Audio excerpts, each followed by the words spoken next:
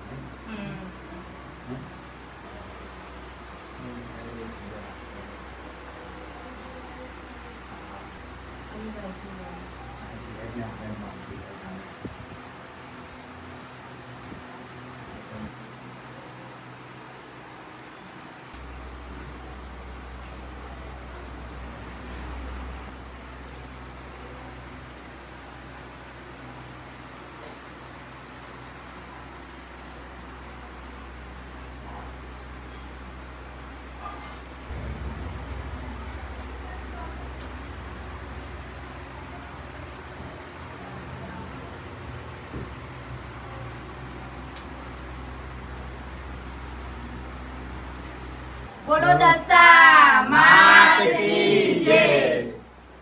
બોલો દશા માત કી જય। બોલો દશા માત કી જય। આ વારસિયા મોતીનગર ગુરુકુળ સ્કૂલ પાસે ગાયત્રીનગરમાં બેસાડું છું, ઘર નંબર 51। હું છેલ્લા 25 વર્ષથી દશા માતાની સ્થાપના કરું છું અને ધૂમધામથી માતાજીનું આગમન પણ કરું છું અને ધૂમધામથી 10 દિવસ પછી દશા માતાનું વિસર્જન પણ કરું છું અને હું ધૂમધામથી માતાજીને ઇકો ફ્રેન્ડની મૂર્તિ મારી મૂર્તિ છે અને હું ધૂમધામથી માતાજીની પૂજા અર્ચના કરું છું।